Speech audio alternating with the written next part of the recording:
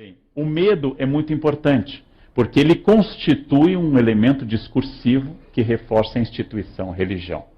Venham para a religião, muitos religiosos enfatizam isso, porque afinal o medo da ação do demônio é muito mais eficiente que a doçura da presença de Deus. É muito mais fácil supor grandes caravanas, marchas e manifestações se eu imaginar que nós estamos no fim dos tempos, que nós estamos, por exemplo, o cristianismo, Jesus está voltando, ou para o islamismo, o imã escondido do xiitismo está presente de novo, ou de que o Messias judaico vai voltar, ou de que em qualquer tradição nós estamos vivendo o final dos tempos. O medo desse milenarismo, o medo de uma volta, um julgamento, o medo desse Armagedon, que vai ocorrer o julgamento final, é muito importante para as religiões. É muito importante para as religiões a ideia de pecado. Brincando sobre isso, ou ironizando de forma quase agressiva, Saramago, um ateu, diz no Evangelho segundo Jesus Cristo, quando finalmente o demônio decide se converter ao cristianismo, porque inteligente que é, viu que era uma causa perdida, ele decidiu se converter. E o Deus Pai diz no Evangelho segundo Jesus Cristo, mas você não pode se converter, sem você eu não existo. Não, sem o medo ao demônio, Deus é uma ação fraca. Ou seja, a ideia de que eu preciso do mal e do medo provocado pelo mal, a ideia de que o mundo é povoado por demônios e assombrado por demônios, a ideia de que o perigo existe justifica quase tudo, porque pessoas assustadas são pessoas dóceis, seja a ação do Estado ou a direção dos seus pastores religiosos. Quem tem medo apoia qualquer movimento para reprimir aquilo que possa provocar o medo.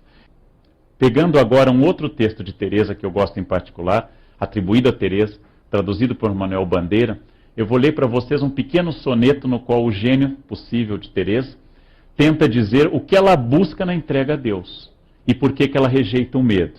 Diz a santa doutora de Ávila: não me move, meu Deus, para querer-te, o céu que me has um dia prometido, e nem me move o inferno tão temido, para deixar por isso de ofender-te. Ou seja, ela exclui no primeiro quarteto qualquer ideia de que o medo ou a recompensa do paraíso seja a causa da fé dela. Tu me moves, Senhor, move-me o ver-te, cravado nessa cruz e escarnecido.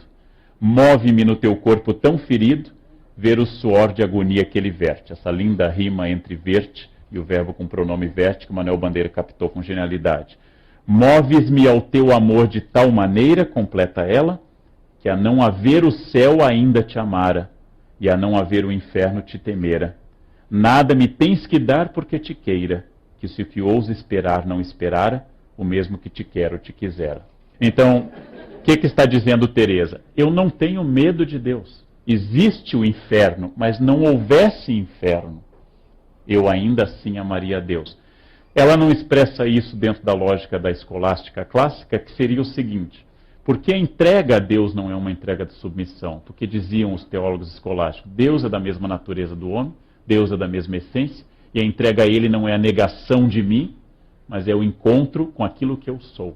Ou seja, obedecer a Deus não é submeter-se, mas é encontrar a sua própria essência. E por isso que o timor dei, o temor de Deus, não é como o temor dos homens, o temor da autoridade ou qualquer outro temor, não é um temor diante do que me submete, mas é um temor de não corresponder àquilo que eu sou propriamente.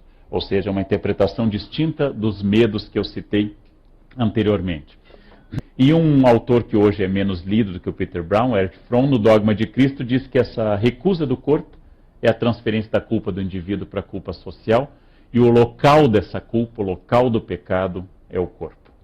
E assim surge uma tradição ascética que de alguma forma vem até hoje, nas recomendações religiosas de islâmicos, de judeus, de cristãos, de que eu tenho que, para ter contato com Deus, controlar o corpo, seja por práticas rituais, como por exemplo o jejum, a penitência, o pouco sono.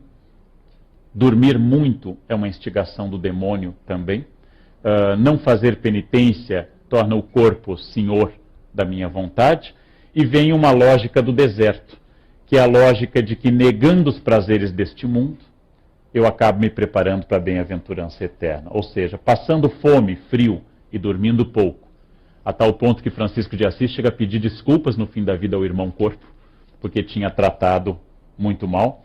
Eu vou atingir o paraíso. Isso acaba remetendo à ideia da aposta de Pascal. Bem, se Deus não existe, os religiosos perderam 70, 80, 90 anos de vida, não? Mas se Deus existe, os ateus perderam a eternidade.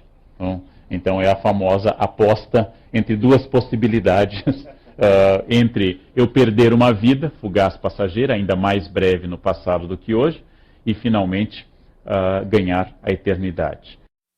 Eu não tenho conhecimento, e tomo isso tantas referências de Marcel Mauss como Malinowski, de nenhuma cultura estruturalmente ateia. Inclusive o ateísmo ao longo dos séculos é sempre escasso, é um fenômeno escasso.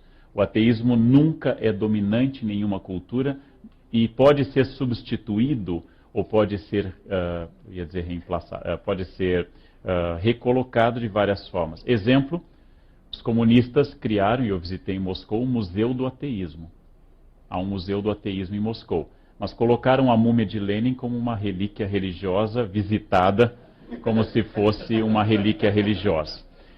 Bom, então a maneira como eu concebo religião e a maneira como eu concebo a relação com Deus, ela é muito variável, mas de fato ela existe em todas as culturas. E ela reprimida, a religião tem o que eu chamei num artigo, que vai ser publicado em breve, de efeito chantilly, batendo cresce. Quanto mais se reprime a religião, mais ela cresce.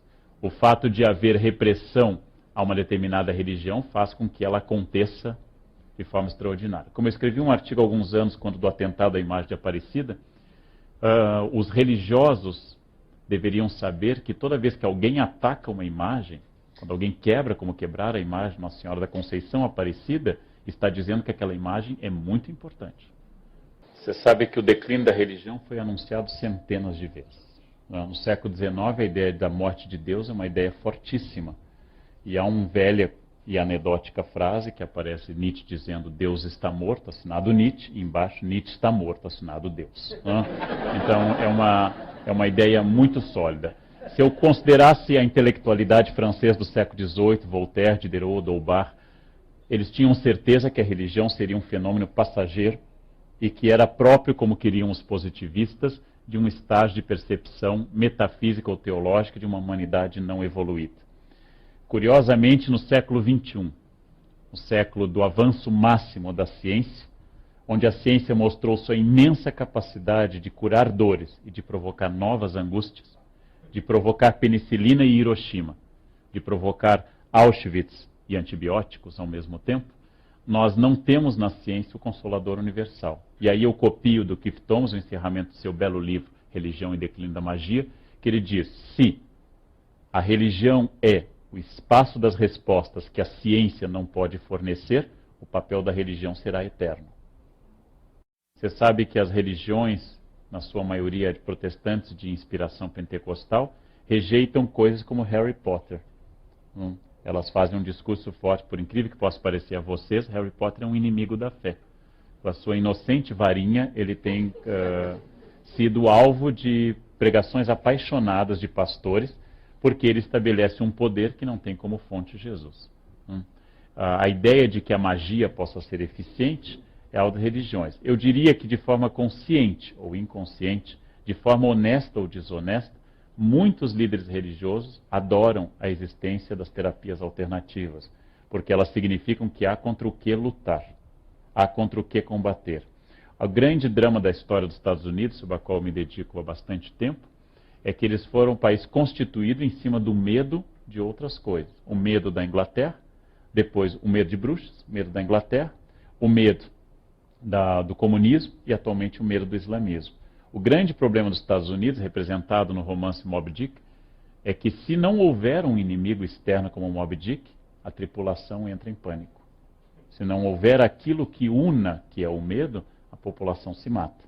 Porque se não houver aquilo que torne a todos, como na bela metáfora do filme A Vila, se não houver aquilo que una a todos em torno de uma paranoia, você não tem por que continuar unido. E nós precisamos sistematicamente insistir no medo, que pode estar contido no Inocente Floral de Bar ou no Harry Potter. Nós temos que insistir no medo, porque sem ele eu não consigo produzir muita coisa. E volto a dizer, o medo não é só algo negativo. Se nós não temêssemos o perigo, nós teríamos morrido há muito tempo. O capitalismo é um fenômeno fundamental, mas o pobre do capitalismo, com sorte, é algo de alguns séculos. Se nós datarmos da Revolução Industrial, ele é um jovem de 300 anos. Estou falando de religião, ou seja, algo de milhões de anos, ou pelo menos dezenas de milhares. Como eu escrevi num artigo que vai sair na revista super interessante sobre o funcionamento do Vaticano, o encerramento, eu escrevi sobre o Vaticano de Bento XVI.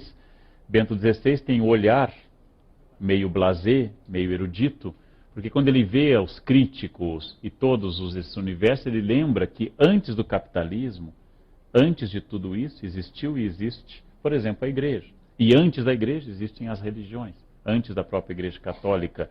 Ou seja, tem olhado, como se diz com frequência, com uma certa altitude diante desses problemas. De fato, o capitalismo é fundamental hoje, mas as questões que nós estamos discutindo sobre o medo existiam no feudalismo, existiam no modo de produção escravista, se eu utilizar a linguagem marxista, existem em muitas sociedades e funcionam de muitas formas. Lembrando da frase do Chesterton, que o problema não é nem de você deixar de acreditar em Deus, o problema é que você acaba acreditando em qualquer bobagem, a gente não teria acabado acreditando nos últimos, grosso modo, 500 anos para cá, nesse processo modernizador, numa ideia de nova Atlântida construída pela ciência, pela razão, pela política, a ideia do Bacon, né, de que a gente ia construir um mundo novo pela razão, pelo conhecimento, pela ciência, pela política, blá, blá, blá. Então, nesse sentido, será que a gente não teria acabado acreditando num monte de bobagens? A bobagem seria a ideia de que a gente ia construir finalmente um mundo feliz. Com Deus ou sem Deus, o homem não acaba sendo sempre meio infeliz, porque a vida é muito dura. E aí o que eu pergunto para você é o seguinte: se a gente resumir essa ópera dizendo que os últimos 500 anos têm sido atormentado pela ideia de que a gente vai construir a felicidade finalmente, racionalmente, tecnicamente, politicamente, o que você acha que seria o novo tipo de medo que só o moderno tem? Ou você acha que... falar isso.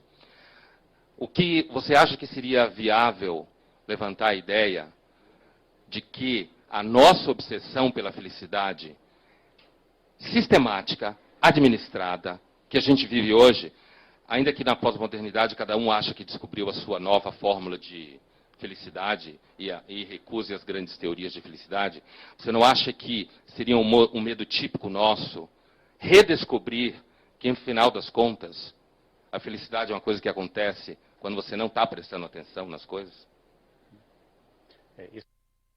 Que todas essas questões são questões da nossa, hoje, incapacidade de ter na ciência a crença que o século XIX teve. Afinal, se é possível perguntar, como você já tornou tema de curso também, tomando essa frase que não é sua, mas que você desenvolveu também, se é possível acreditar em Deus depois de Auschwitz, é também possível perguntar se é possível acreditar na ciência depois de Hiroshima.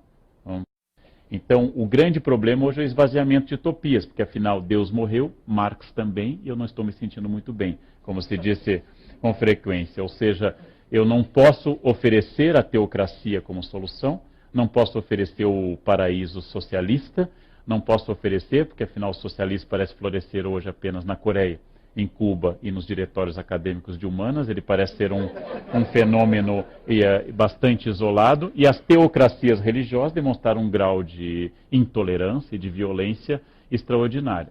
Nós temos hoje uma crença que, voltando ao livro do Keith Thomas, a crença na autoajuda e a crença no reforço do eu substituiu vários dos medos antigos. Logo, deve apenas ser uma falta de esforço pessoal essa questão do medo. Ou seja, eu tenho que acreditar em mim. Eu diria que nós tentamos substituir a crença em Deus pela crença no poder do indivíduo. E as duas coisas são problemáticas.